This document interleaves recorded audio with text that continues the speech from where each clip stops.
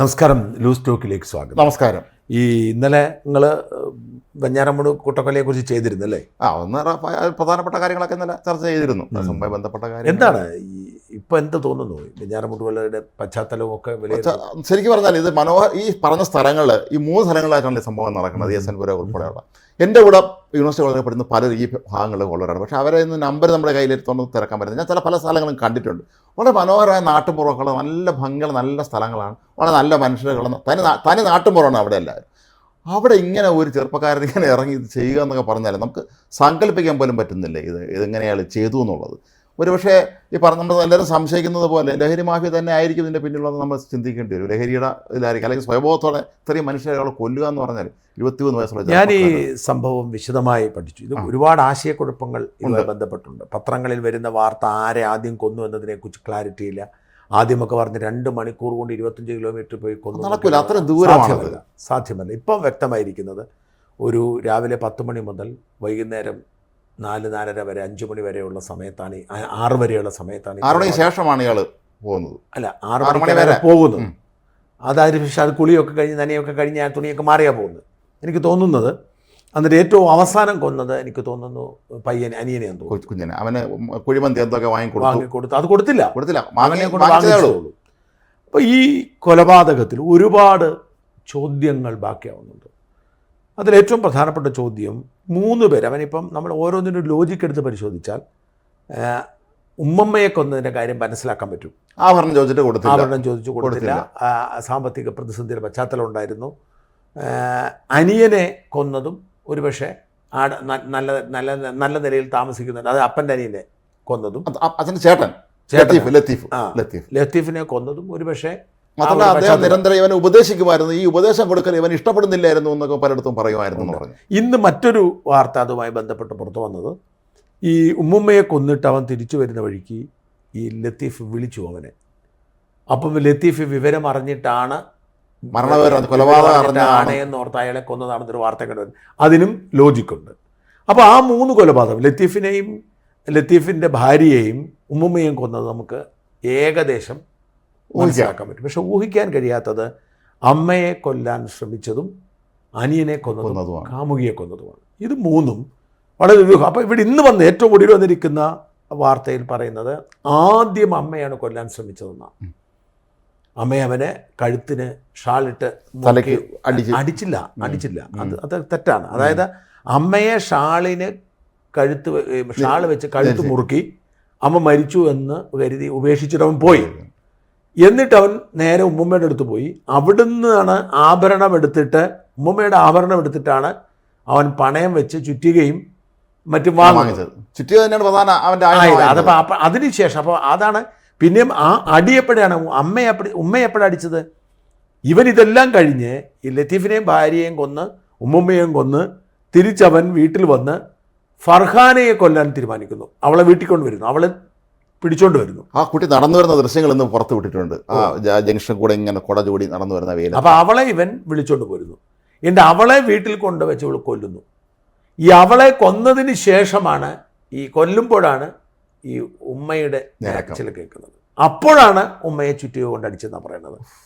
അപ്പം അതിനുശേഷം പിന്നെ ഈ മകനെയും കൊന്നത് എന്തിന്, ഈ ഇളയ അനിയനെയും കൊന്നത് എന്തിന് എന്നുള്ളൊരു ചോദ്യമുണ്ട്. ഇതാണ് ഉത്തരം കിട്ടാത്തൊരു ചോദ്യം.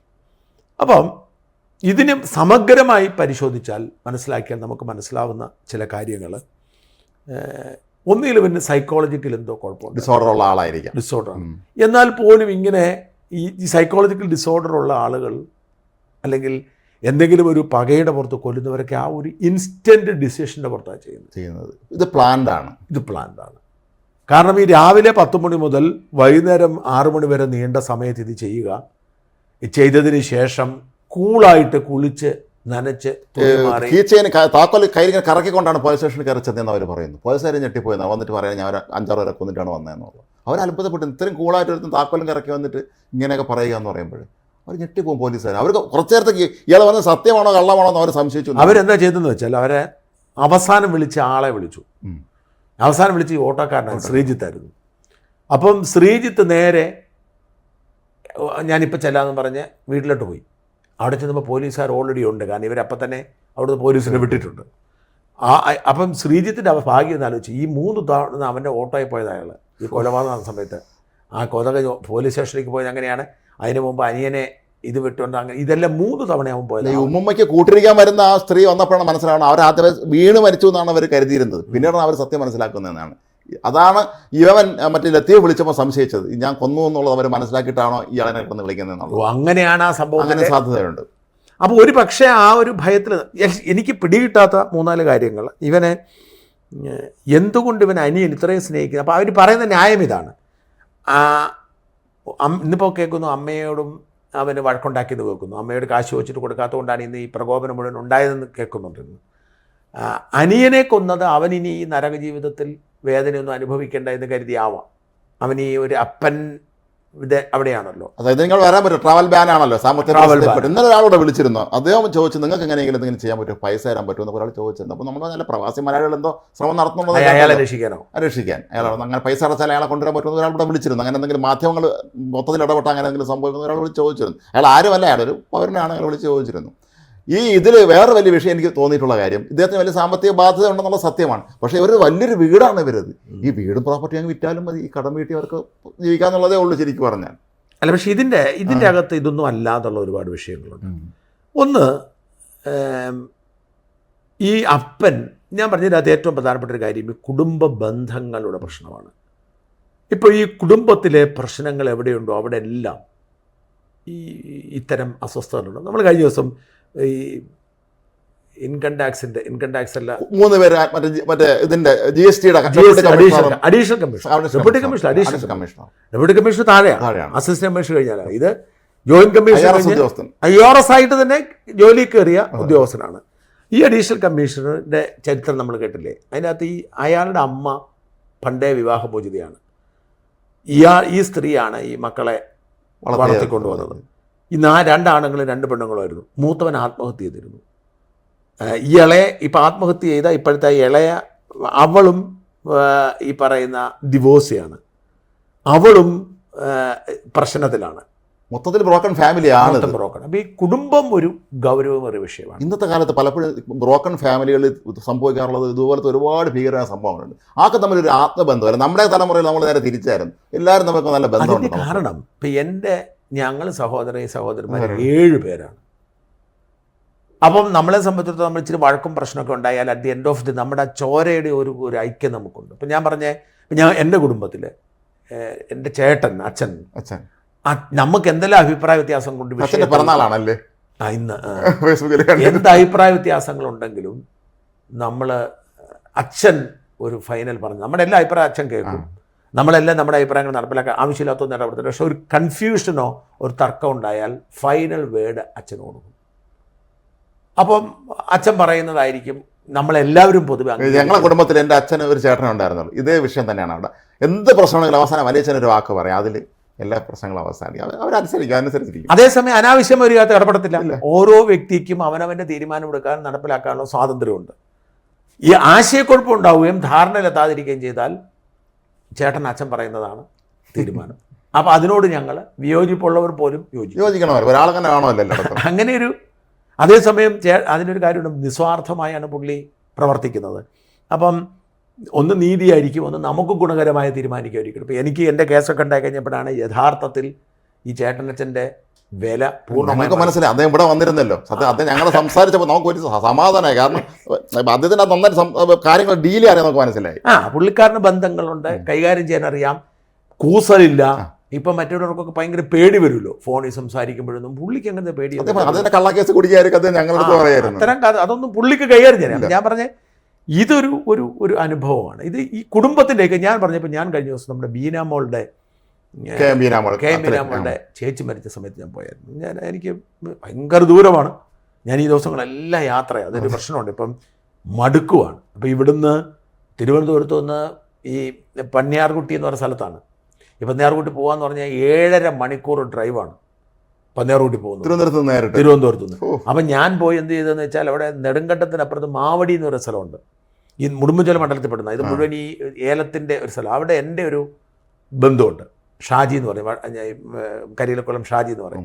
അപ്പം ഷാജിയുടെ വീട്ടിൽ പോയി അന്ന് താമസിച്ചു രാത്രിയിൽ. ഷാജിയുടെ അടുത്തുനിന്ന് 1 മണിക്കൂർ താഴെ ഉള്ളൂ ഈ വീട്ടിലെത്താൻ. ഈ പന്നിയാർകൂട്ടിലെ വീട്ടിലേക്ക്. അങ്ങനെ ഞാൻ അവിടെ താമസിച്ച് അവിടെ സുഹൃത്തുക്കൾ കുറേ കാലമായിട്ട് കണ്ട, അതെല്ലാം കഴിഞ്ഞ് പിറ്റേ ദിവസം ഞാൻ പോയി. അത് കഴിഞ്ഞിട്ട് ഞാൻ ഈ അടക്കിന് പോയപ്പോൾ ഞാൻ കണ്ട എനിക്കറിയാവുന്നൊരു കാര്യം എന്താ വെച്ചാൽ, ഒരു സാധാരണ കുടുംബമാണ് ബീനാമോളുടേത്.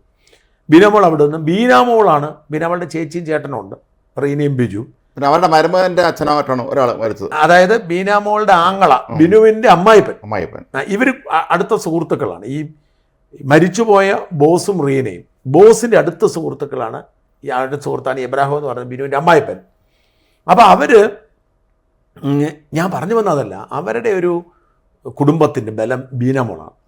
അപ്പോൾ എൻ്റെ ഭാര്യ എന്നോട് പറഞ്ഞിട്ടുണ്ട്, ബീനാമോക്ക് അന്ന് 17 വയസ്സുള്ളപ്പം, 17-18 വയസ്സുള്ളപ്പോഴാണ് ബീനാമോൾക്കുടെ ചേച്ചി റീനയുടെ കല്യാണം കഴിയുന്നത്. അന്ന് ഇവരൊരുമിച്ച് ഹോസ്റ്റലിൽ താമസിക്കുക, എൻ്റെ ഭാര്യയും ബീനാമോൾ. അന്ന് ബീനാമോള് ഈ 17-18 വയസ്സുള്ള ബീനാമോളെ ഫണ്ട് അറേഞ്ച് ചെയ്യുന്ന കാര്യത്തിൽ അടക്കമുള്ള കാര്യങ്ങൾ പറയുകയും സംസാരിക്കുകയും ഏർപ്പാടാക്കി അന്ന് ഞെട്ടിപ്പൊടിക്കുകയും, അന്ന് എൻ്റെ വൈഫൊന്നും വീട്ടുകാർ കൊടുക്കുന്ന കാശും കൊണ്ട് കഴിയുന്നല്ലാതെ ഇതിനെക്കുറിച്ച് അറിയത്തില്ലല്ലോ. അന്ന് ഞെട്ടിപ്പോയി. എന്തൊരു കാര്യപ്രാപ്തിയാണ് ബീനാമോൾക്കെന്ന്. വലിയ ആവശ്യമില്ലാത്ത കാര്യങ്ങളൊന്നും ഇടപെടത്തില്ല, ആവശ്യമില്ലാത്ത അഭിപ്രായമൊന്നും പറയത്തില്ല, വളരെ ഒതുങ്ങിയത്. പക്ഷെ കാര്യപ്രാപ്തി എന്ന് പറയുന്നത്, അപ്പോൾ ആ ഒരു ബീനാമോളാണ് ആ കുടുംബത്തെ ഇണക്കി നിർത്തുന്ന ഒരു കണക്റ്റിംഗ് ലിങ്ക് എന്ന് പറയുന്നത്. എല്ലാവരും. അപ്പോൾ എനിക്കറിയാം ബിനുവിനെ, അവൻ മടിയനായിരുന്നു, മഹാകുഴപ്പനും മടിയനായിരുന്നു. അവനെ ഇവൾ കണ്ണുരുട്ടി വരട്ടിയാണ് ഈ സ്പോർട്സുകാരനാക്കിയത്. അവൻ ഒളിമ്പിക്സിൽ പോയി ഏഷ്യൻ ഗെയിംസ് മെഡൽ മേടിച്ചു. വലിയ ഇതില്ലത്ത് അവൻ കസ്റ്റംസിലെ സെൻട്രൽ എക്സൈസിലെ ഓഫീസറാണ് അവന്. ഈ ബീനയുടെ ഒരു ഇടപെടലാണ്. അപ്പം ഞാൻ പറഞ്ഞേ, ഈ കുടുംബ ബന്ധം എന്ന് പറയുന്നത് ഒരു അപ്പം ഞാൻ കഴിഞ്ഞപ്പോൾ ബീനയ്ക്ക് ഭയങ്കര സങ്കടം. ബീന പറയുന്നത്, ദൈവം അവരെ നേരത്തെ വിളിച്ച്, അവിടെ എന്തോ ജോലി ബാക്കിയുണ്ടായിരുന്നു, അതുകൊണ്ടാന്ന് പറഞ്ഞ് ആശ്വസിക്കുകയാണ് ഞാൻ പറഞ്ഞു. അപ്പോൾ ഈ കുടുംബ ബന്ധം ഇല്ലാത്തടത്താണ് പലപ്പോഴും ഈ ദുരൂഹമായ മരണങ്ങളും ആത്മഹത്യകളും ഒക്കെ സംഭവിക്കുന്നത്. അപ്പോൾ ഇവിടെ എനിക്ക് പിടികിട്ടാത്തത് ഈ കുടുംബത്തിലുണ്ടായിരുന്ന ഒരു ശൈഥില്യം, ആ ശൈഥില്യം തന്നെയായിരിക്കാം ഇവനെ ഇങ്ങനെ, നമുക്കറിയത്തില്ലല്ലോ. ഈ ഉപ്പനും ഉമ്മായും തമ്മിലുള്ള ബന്ധം എങ്ങനെയാണ് നമുക്കറിയത്തില്ല. 7 വർഷമായി ഉപ്പ വന്നിട്ട്, 7 വർഷം. അതേസമയം അയാൾ പറഞ്ഞുകൊണ്ട് ഞാൻ ഫോണിൽ സംസാരിക്കാറുണ്ടായിരുന്നു, പറയാറുണ്ട്. അപ്പോൾ 7 വർഷത്തെ ഗ്യാപ്പിലുണ്ടായ ഈ സാമ്പത്തിക പ്രതിസന്ധികളും പരിഹാരങ്ങളും ഒക്കെ ഉണ്ടാക്കിയിരിക്കുന്നത് മാനസിക സമ്മർദ്ദമുണ്ട്. പക്ഷെ ഇതൊക്കെ ആണെങ്കിലും പിടികിട്ടാത്ത കാര്യം, ഇവൻ്റെ കാമുകയെ അവൻ വിളിച്ചുകൊണ്ട് ഒന്ന് കൊന്നു കളഞ്ഞു. ഞാൻ പറഞ്ഞു, ഒരു പെട്ടെന്നൊരു പ്രകോപനത്തിന് പ്രകോപനമല്ല ഇത്, അല്ല ഇത് വെൽ പ്ലാൻഡ് തന്നെയാണ്. അല്ലെങ്കിൽ പിന്നെ ഇത്രയും സമയമെടുത്തത് ചെയ്യല്ലേ, ഇത് പ്ലാൻഡ് തന്നെയാണ്. ഓരോരുത്തരായിട്ട് ഒരു ക്രിമിനൽ പശ്ചാത്തലമില്ല, പക്ഷെ അവന് സുഗമമായിട്ട് ഇവരെ കൊന്നു. ആരും അറിഞ്ഞില്ല. എന്നെ അത്ഭുതപ്പെടുത്തുന്നത്, ഈ രാവിലെ 6 മണി മുതൽ, രാവിലെ 10 മണി മുതൽ രാത്രി 6 മണി വരെ കൊലപാതകം നടത്തിയിട്ട് ഇവൻ തന്നെ പോലീസ് സ്റ്റേഷനിൽ വന്ന് വിവരം അറിയിക്കുന്നത് വരെ ഒരാൾ അറിഞ്ഞില്ല എന്ന് പറയുന്നതും ഭയപ്പെടുത്തുന്ന ഒരു കാര്യം. അയൽക്കാരുമായിട്ട് പോലും അവർക്ക് അത്ര വേണ്ടപ്പെട്ട ബന്ധമില്ലായിരിക്കാം നമ്മൾ കരുതേണ്ടത്. നമുക്ക് മനസ്സിലാവും. നാട്ടുമ്പുറങ്ങൾ നമ്മൾ അയൽക്കാരെല്ലാം അങ്ങോട്ടും ഇങ്ങോട്ട് പോയി ബന്ധപ്പെടുക ചെയ്യുന്നുണ്ട്, ഇതൊക്കെ അറിയാൻ പറ്റും. നമുക്കറിയില്ല എന്തൊക്കെയാണ് സംഭവിക്കുന്നത് കാര്യം, എന്തൊരു ദുരൂഹം. ഇപ്പം എന്തായാലും ഒരു കാര്യം വ്യക്തമാണ്, ഈ വെറുതെ ഒരു സ്വബുദ്ധിക്ക് ഒരാൾക്കും ഇങ്ങനെ ഒരു ക്രൂരകൃത്യം ചെയ്യാൻ പറ്റത്തില്ല.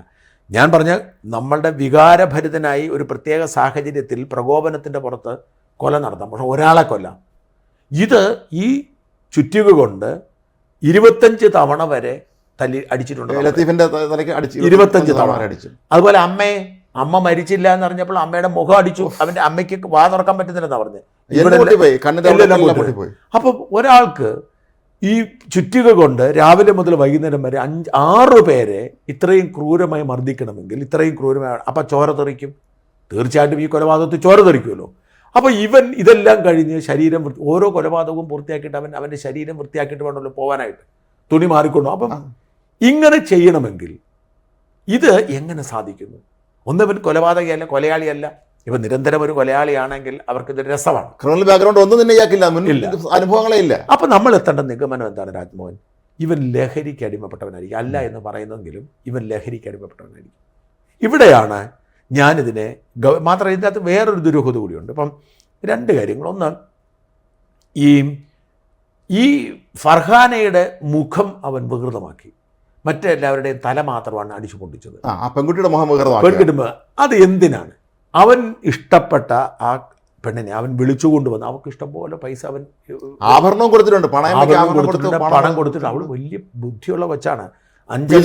പഠിക്കുന്നു, അഞ്ചൽ സെൻറ് ജോൺസ് കോളേജിൽ പഠിക്കുന്നു. അവൾ അവിടെ MSc കെമിസ്ട്രി പഠിച്ചുകൊണ്ടിരുന്നതാണ് അഞ്ചൽ സെൻറ് ജോൺസ് കോളേജിൽ. അപ്പം ഇവളെ ബൈക്കിന് കയറ്റി വീട്ടിൽ കൊണ്ടുവന്ന് ഇവളുടെ മുഖം വികൃതമാക്കി അവളെ കൊല്ലണമെങ്കിൽ അതെന്തോ ഒരു അവൻ അതിൻ്റെ പിന്നിൽ എന്തോ ഒരു സൈക്കോളജിക്കൽ കാരണമില്ലേ? ഇല്ലേ? അതെ, മുഖം അടിച്ചു ബാക്കി എല്ലാവരും തലക്കടിച്ചു, ഈ കുട്ടിയുടെ മുഖവും വികൃതമാക്കി. അതായത് ഇവൻ്റെ ജീവിതത്തിൽ നഷ്ടപ്പെട്ടതിനെക്കുറിച്ചുള്ള ഒരു ഫ്രസ്ട്രേഷനോ ഒക്കെ ആവാം. അതുപോലെ തന്നെ അനുജന് എനിക്ക് മനസ്സിലാവാത്തൊരു കാര്യം, ഇവൻ അനുജനോട് പോയി കുഴിമന്തി വാങ്ങിക്കൊണ്ടുവരാൻ പറയുന്നു. അനുജന് ഇഷ്ടപ്പെട്ട് കുഴിമന്തി കൊണ്ടുവരും. ഈ കുഴിമന്തി കഴിക്കാൻ പോലും അനുവദിക്കാതെ. മാത്രമല്ല ഈ ഒരു ടൈം ഗ്യാപ്പിലാണ് ആ പെൺകുട്ടിയെ കൊന്നിരിക്കുന്നത്. ഈ കുട്ടി കുഴിമന്തി വാങ്ങാൻ പോയ സമയമുണ്ടല്ലോ, ആ ഗ്യാപ്പിലാണ് ഈ പെൺകുട്ടിയെ കൊന്നത്. അപ്പം ഇവൻ ഇതെല്ലാം പ്ലാൻ ചെയ്തിട്ടാണ്, ആസൂത്രണം ചെയ്തിട്ടാണ്. ഈ കുട്ടിയെ കുഴിമന്തി വാങ്ങിക്കാൻ പറഞ്ഞേക്കില്ലല്ലോ. അല്ല, ആ പയ്യൻ എന്തോരം ആഗ്രഹിച്ചായിരിക്കും കുഴിമന്തി, എൻ്റെ ചേട്ടൻ എന്നുള്ള ഇഷ്ടമെന്നല്ല, അത് കഴിക്കാൻ അനുവദിക്കണ്ടായിരുന്നു. എന്നിട്ട് അതിൻ്റെ അകത്ത് അടുത്ത ദുരൂഹത എന്ന് പറയുന്നത് അവൻ്റെ മൃതദേഹത്തിന് ചുറ്റും നോട്ടുകൾ ഇങ്ങനെ അവനന്ന് 75,000 രൂപ എടുത്തിരുന്നു പണയം വെച്ചിട്ട്, ഉമ്മുമ്മയുടെ ആഭരണം വെച്ചിട്ട്. അപ്പം എന്തിനായിരിക്കാം അവൻ ഈ നോട്ട് കെട്ടുകൾ വിതറിയത്? വല്ലാത്തൊരു ദുരൂഹതയല്ലേ അത്? അപ്പം നമ്മളിതാണ് ഇവൻ്റെ മാനസിക നില മറ്റെന്തോ ആഭിചാരങ്ങളടക്കമുള്ള സാഹചര്യങ്ങളിലേക്ക് പോകുന്ന തരത്തിൽ. അപ്പം നമ്മൾ അറിയാത്ത എന്തൊക്കെയോ ഇതിന് ചുറ്റുമുണ്ട് എന്നുള്ളൊരു സൂചനയാണ് നൽകുന്നത്, അല്ലേ?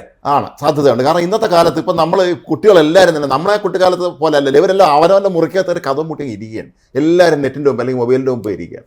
ആർക്കും തമ്മിൽ പരസ്പരം ഒരു ബന്ധവുമില്ല. അപ്പോൾ ഈ ഒരു സന്ദർഭത്തിൽ ഇവരെന്താണ് ചെയ്യുന്നതെന്ന് ഇവർക്ക് പലർക്കും കൂട്ടുകാരല്ല. നമുക്കെല്ലാം കൂട്ടുകാരുണ്ടായിരുന്നു. നമുക്ക് ജീവിതത്തിൽ നമുക്കൊരു പ്രതിസന്ധി വന്നാൽ നമുക്ക് നമ്മളെ കൂട്ടുകാരെ നമ്മളെ സഹായിക്കാൻ പറ്റും. ഇവർക്ക് ആരും ഒരു കൂട്ടുമൊന്നുമില്ല. അപ്പോൾ ഇവർ പലരും ഈ പറയുന്ന ഈ സമൂഹ മാധ്യമങ്ങളിൽ വരുന്ന ഈ ബ്ലാക്ക് മാജിക് പോലെയുള്ള സാധനങ്ങളെയൊക്കെ പുറകെയാണ് പുതിയ തലമുറ. നമ്മൾ പല വാദങ്ങൾ നമുക്ക് അങ്ങനെയല്ലേ മനസ്സിലാക്കാൻ കഴിയുന്നത്. അല്ല, എനിക്ക് പിടികിട്ടുന്നതില്ല ഇതിൻ്റെയൊക്കെ പിന്നീടുള്ള ദുരൂഹത. ഇവർ ഈ നോട്ട് വിതരണം അവളുടെ മുഖം മനഃപൂർവ്വമാക്കുന്നു, അമ്മയെ വീണ്ടും വന്ന് കൊല്ലുന്നു. എനിക്ക് തോന്നുന്നത് ഇപ്പം ഗ്രീഷ്മയ്ക്ക് പോലും ഒരു സ്വാർത്ഥതയുണ്ടായിരുന്നു. അവളുടെ നല്ലൊരു ജീവിതം കെട്ടിപ്പടുക്കാൻ വേണ്ടി ഇവനെ കൊല്ലണം, ഇല്ലാതാക്കാൻ ശ്രമിക്കുന്നു, ഒരു ഇതുണ്ടായിരുന്നു. പക്ഷേ ഈ പയ്യൻ ഒരു പശ്ചാത്തലവുമില്ലാതെ ഇവൻ ഇത്രയും പേരെ കൊല്ലണമെങ്കിൽ ഇത് ഒരു സംശയവും വേണ്ട, ഇതിൻ്റെ പിന്നിൽ ലഹരിയുണ്ട്. അപ്പം നമ്മൾ ലഹരിയെക്കുറിച്ച് പറയുമ്പം എനിക്ക് ഏറ്റവും കൂടുതൽ നിരാശയുള്ളത് നിയമങ്ങളാണ്. ഞാൻ പലതവണ പറയുന്നൊരു കാര്യം ആവർത്തിക്കേണ്ടത്. രാജ്മോനെ നിങ്ങൾക്ക് വിശ്വസിക്കാൻ പറ്റത്തില്ല. ഇപ്പം ഞാൻ ഇംഗ്ലണ്ടിൽ പോയിട്ട് വരുമ്പോൾ ഞാൻ 3 കുപ്പി വിദേശ മദ്യം കൊണ്ടുവരാറുണ്ട്. നമുക്ക് നിയന്ത്രണമുണ്ടല്ലോ, ഇത്ര കൊണ്ടുവരാൻ 3 ലിറ്ററാണ് നമുക്ക് ഇവിടെ ഒരാൾക്ക് അനുവദിച്ചിരിക്കുന്നത്. അതുകൊണ്ട് 3 ലിറ്ററേ നമുക്ക് കൊണ്ടുവരാൻ പറ്റത്തുള്ളൂ. അത് വിദേശ മദ്യം. അപ്പം ഞാൻ പലപ്പോഴും ശിവാശ്രയിലോ അല്ലെങ്കിൽ ബ്ലാക്ക് ലെവൽ അങ്ങനത്തെ സാധനം കൊണ്ടുവരുന്നു. ഈ 3 ലിറ്റർ കൊണ്ടുവന്നാൽ നമുക്ക് വളരെ വേണ്ടപ്പെട്ട ആളുകൾക്ക് കൊടുക്കും, അല്ലെങ്കിൽ നമ്മൾ ആരെങ്കിലും വരുമ്പോൾ ഉപയോഗിക്കും. പലപ്പോഴും നമുക്ക് വേണ്ടപ്പെട്ട ആളുകൾക്ക് കൊടുക്കാൻ പറ്റത്തുള്ളൂ. ഇപ്പം ചിലപ്പം നമ്മൾ ഒത്തിരി കാലം കൂടി കാണും. ഇപ്പം ഞാൻ പറഞ്ഞില്ലേ, വട്ടപ്പാറ അവിടെ പോയപ്പോൾ ആ വീട്ടിലൊരെണ്ണം കൊടുത്തു. ഷാജി എന്ന് പറഞ്ഞ എൻ്റെ കസിന് അവന് ഒരു ശുഭാശ്രീകൾ കൊടുക്കുമ്പോൾ അതൊരു സന്തോഷമുണ്ടല്ലോ. അപ്പം നമ്മുടെ പീയൂഷ് ചോദിച്ചു മേടിക്കാറുണ്ട്. വല്ലപ്പോഴും അവർ കൊടുക്കും ഒരു കുപ്പി. രജീഷ് ഞാൻ കൊടുക്കാറുണ്ട് വല്ലപ്പോഴും. രജീഷ് കൊടുക്കാറുണ്ട്. രജീഷ് പണ്ട് പോലെയുള്ള സ്റ്റാഫാണല്ലോ. അപ്പോൾ എന്നോട് എക്സൈസ് ഓഫീസർ പറഞ്ഞൊരു കഥയുണ്ട്. എടാ, നിന്നെ പിടിക്കാൻ പോലീസ് ഇങ്ങനെ നടക്കുമ്പോൾ ഒന്നും കിട്ടിയില്ലെങ്കിൽ നീ ശ്രദ്ധിച്ചോണം, കുപ്പി 3 കൂടുതലുണ്ടെങ്കിൽ നീ കുടുങ്ങും. ഞാനപ്പോൾ ഈ നിയമം നോക്കി രാജ്മോഹൻ ഞെട്ടിപ്പോവും. ഞാൻ അതിനുശേഷം നമ്മുടെ ഒരു IMA പ്രസിഡന്റിനെ അറസ്റ്റ് ചെയ്തിരുന്നു ഇന്ത്യൻ മെഡിക്കൽ. മനസ്സിലായി. അന്ന് അയാളുടെ മേലും ചുമത്തിയിരുന്നൊരു കുറ്റം ഇതായിരുന്നു. നമ്മുടെ രാജ്യ നിയമം എന്നാണെന്നറിയാമോ? ഈ 3 ലിറ്ററിൽ കൂടുതൽ മദ്യം നമ്മൾ സൂക്ഷിച്ചിട്ടുണ്ടെങ്കിൽ ഈ മദ്യം പോലീസ് പിടിച്ചെടുത്തിട്ട് ഒരു ഗ്ലാസ് കൂടി പിടിച്ചെടുക്കും. എന്നിട്ട് പറയും, പോലീസ് എഴുതി വയ്ക്കും, എക്സൈസോ പോലീസൊക്കെ എഴുതി വയ്ക്കും, ഇവൻ മദ്യം ലൈസൻസ് ഇല്ലാതെ വിൽക്കുകയായിരുന്നെന്ന്. അതിൻ്റെ ശിക്ഷ എത്രയാണെന്നറിയാം. ഇപ്പം നമ്മുടെ കയ്യിൽ ഇത്രയും മദ്യം ഉണ്ടെങ്കിൽ ശിക്ഷ കുറവാണ്. ഇപ്പം 76 ലിറ്ററാണ് മറ്റേ RTO ആൻഡേഴ്സൺ, എന്താണ് ജഡ്സൺ അത് പൈസ കൊടുക്കണം, കുപ്പിയും വേണം. ആ കുപ്പി നിരത്തി വെച്ച് കണ്ടില്ല. ആ ജഡ്സണിന് 73 ഉള്ള ജഡ്സന് കുഴപ്പമില്ല. കാരണം ജഡ്സൺ വിൽപ്പനക്കാരനാണെന്ന് എഴുതത്തില്ല, സർക്കാർ ഉദ്യോഗസ്ഥനാണ്. ഷാജൻസ്കറിയായിട്ട് അടുത്ത് 4 കുപ്പി പിടിച്ചാൽ ഒരു ഗ്ലാസ് എടുക്കും. എന്നിട്ട് പറയും ഇത് വിൽപ്പനയാണെന്ന് പറഞ്ഞിട്ട് എന്ത് ചെയ്യുമെന്നറിയോ? 10 വർഷമാണ് തടവ്. അയ്യോ, 10 വർഷം. വീട്ടിൽ ചാരായം മദ്യം വിൽപ്പന നടത്തി 10 വർഷമാണ്. 10 വർഷമാണ്. അപ്പോൾ ചാരായം മാറ്റുന്നവരൊക്കെ പിടിച്ചോണ്ട് ഇതാണ് ശിക്ഷ. ചാരായം മാറ്റാൻ അപ്പം അത്ര വേണ്ട. ചാരായം ഇത് മദ്യം ലൈസൻസ് ഉള്ള സാധനമാണല്ലോ. ഈ മദ്യം ലൈസൻസ് ഉള്ള സാധനമാണ്, നമുക്ക് വിൽക്കാൻ ലൈസൻസ് ഇല്ല. അതുകൊണ്ട് വിൽക്കുന്നതിൻ്റെ കുറ്റകൃത്യം. ചാരായം വേണേ അത്രയും വേണ്ട. അത് ചാരായവും പെരുമ്പാമ്പണം ഞങ്ങളുടെ നാട്ടിലൊക്കെ പണ്ടുണ്ടായിരുന്നു. ആ കോവിഡ് കാലത്ത് കുറേ പേരെ പൊക്കോടെ എല്ലാവരും നിർത്തി. അതായത് ഈ കാടാണല്ലോ, കാട്ടിൽ നിന്ന് പെരുമ്പാമ്പ് ഇറങ്ങി വരും, ഇവനെ അങ്ങ് പിടിക്കും. ഈ പെരുമ്പാമ്പിനെ പിടിച്ചിട്ട് ഇവനെ അങ്ങ് കൊന്ന് അങ്ങ് തൊലി ഒരിച്ച് അങ്ങ് അതിനെ വേവിച്ചെടുക്കും, പെരുമ്പാമ്പിനെ. എന്നിട്ട് ഒപ്പം വാറ്റ് ചാരായം. ഇതെങ്ങാനും പിടിക്കപ്പെട്ട ജീവിതമേ വന്യജീവി ഇതല്ല, ഇപ്പം ഇല്ല, പണ്ട് സ്ഥിരമായിട്ടുണ്ടായിരുന്നു. പക്ഷേ ഞാൻ പറഞ്ഞു വരുന്ന പോയിന്റ് അതല്ല. ഇത്ര കർക്കശമാണ് നിയമമെങ്കിലും നമ്മുടെ രാജ്യത്ത് NDPC ആക്ട് ഉണ്ടല്ലോ, നാർക്കോട്ടിക് ആൻറ്റി സബ്സ്റ്റൻസ്.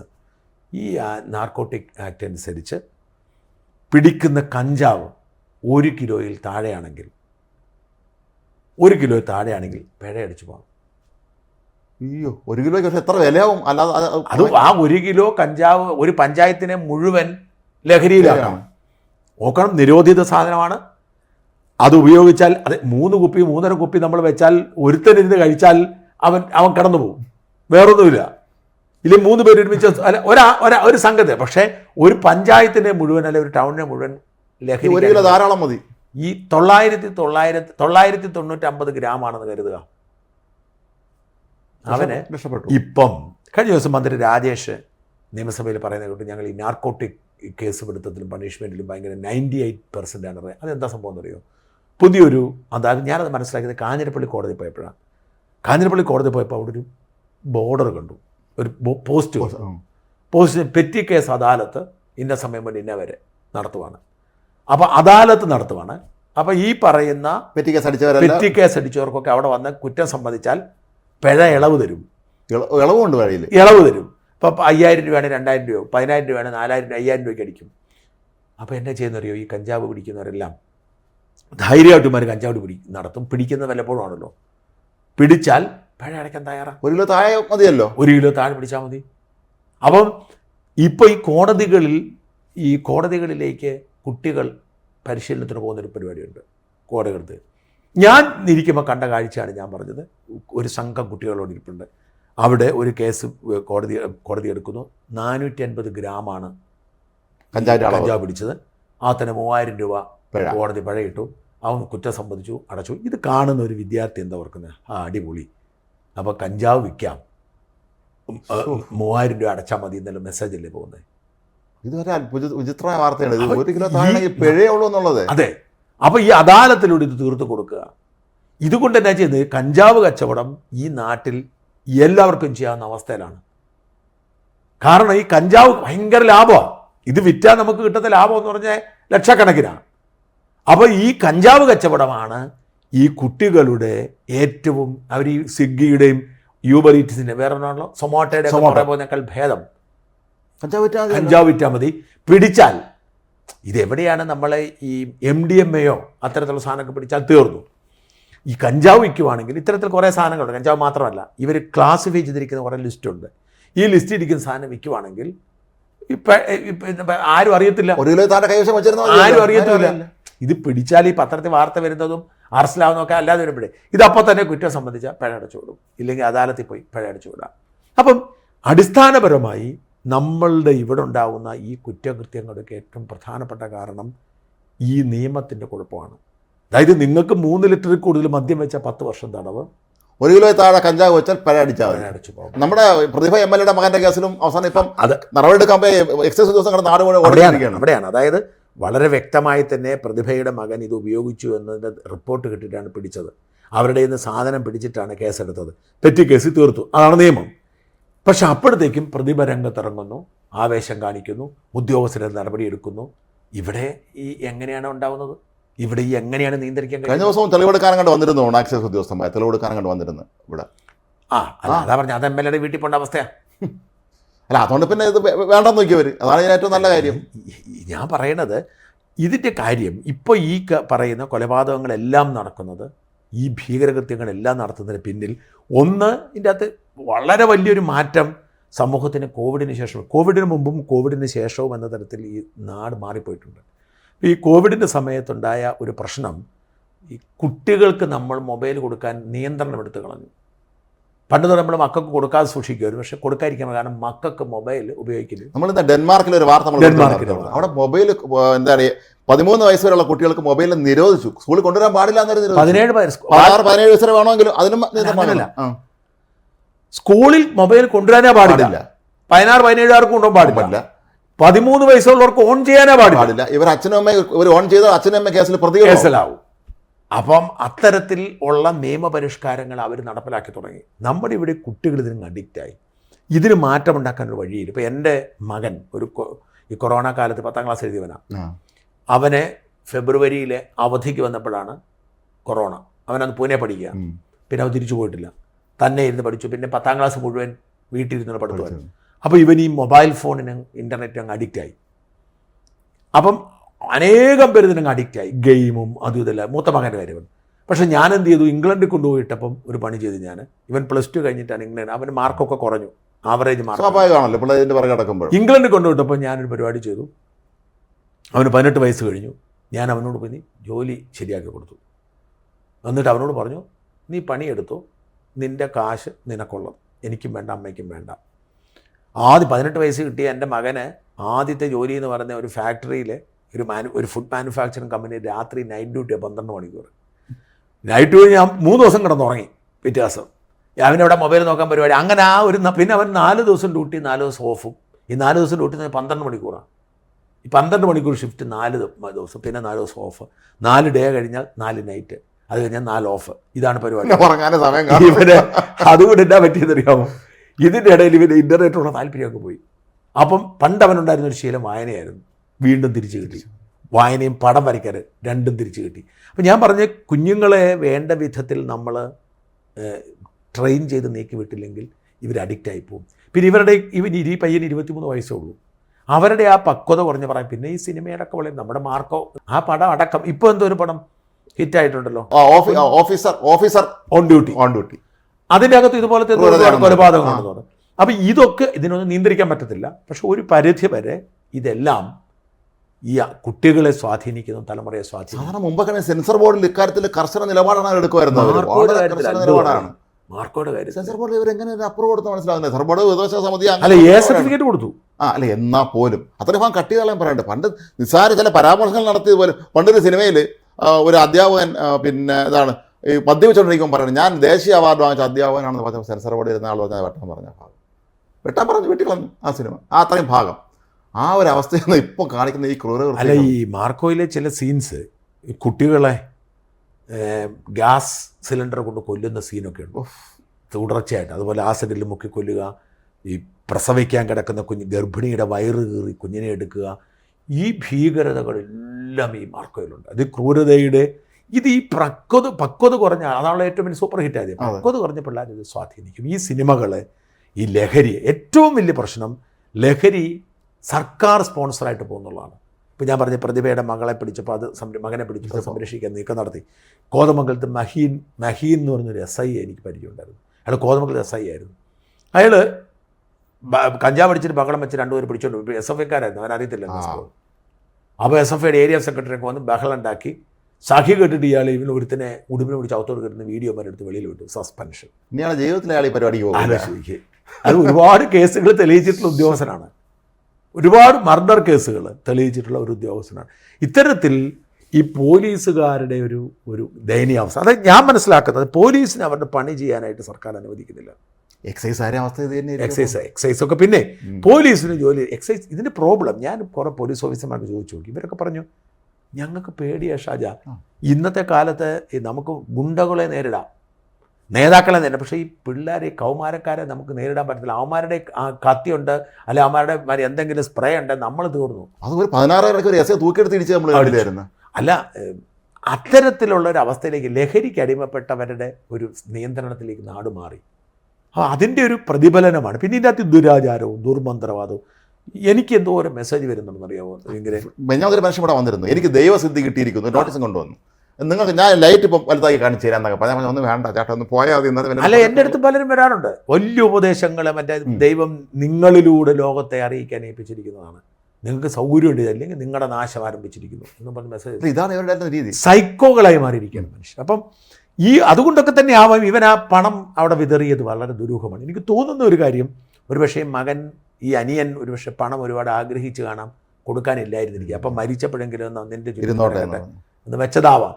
അപ്പോൾ ഇങ്ങനെ ഒരു പയ്യൻ പ്രത്യേകിച്ച് കാരണങ്ങളൊന്നുമില്ലാതെ ഇത്തരത്തിൽ ഇത്രയും വലിയ ക്രൂരകൃത്യങ്ങൾ ചെയ്യണമെങ്കിൽ അത് നമ്മുടെ സമൂഹത്തിന് വലിയ ഉത്തരവാദിത്വമാണ്. മാത്രമല്ല നമ്മളെ കുട്ടിക്കാലത്ത് നമ്മളെ വീട്ടിൽ ചെന്ന് നമ്മുടെ അച്ഛനന്മാർക്ക് ഓരോ കാര്യങ്ങൾ ആവശ്യപ്പെടുന്നതിന് ഒരു പരിധി ഉണ്ടായിരുന്നു. നമുക്കങ്ങനെ എല്ലാം ചോദിക്കാൻ പറ്റില്ല. ഇന്ന് അങ്ങനെ ഡിമാൻഡിങ് ആണ്. എനിക്ക് 1 ലക്ഷം രൂപ, എനിക്ക് ഫോൺ പറയാം, എനിക്ക് ഐഫോൺ തന്നെ വാങ്ങിത്തരണമെന്ന് പറയുന്ന മക്കളുണ്ട്. എനിക്ക് ആ സാധനം വീട്ടുകാരുടെ സാമ്പത്തിക സ്ഥിതി ഒന്നും നോക്കാതെ ഒരു രക്ഷയില്ല അത് അങ്ങോട്ട് കമാൻഡ് ചെയ്യുകയും പാവപ്പെട്ട വീട്ടുകാർ അവസാനം ഇതെല്ലാം അനുസരിക്കാൻ ചെയ്യുന്ന ഒരു അവസ്ഥ നമ്മുടെ സമൂഹത്തിൽ ഇന്നുണ്ട്.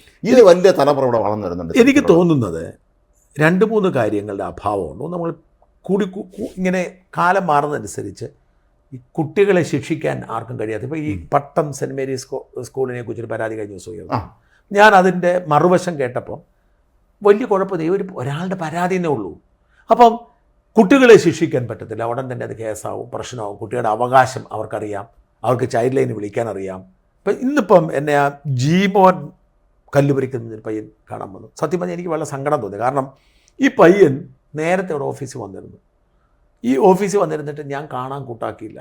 കാരണം ഓഫീസിൽ സംസാരിച്ച പയ്യൻ കേട്ടത് മനസ്സിലാക്കിയത് ഇവനത് പോക്സോ കേസിലെ പ്രതിയാണ്, പോക്സോ കേസിലെ പ്രതി, അവൻ നിരപരാധിയാണെന്ന് പറയാൻ വന്നെന്നുള്ളത് വരാറുണ്ട്.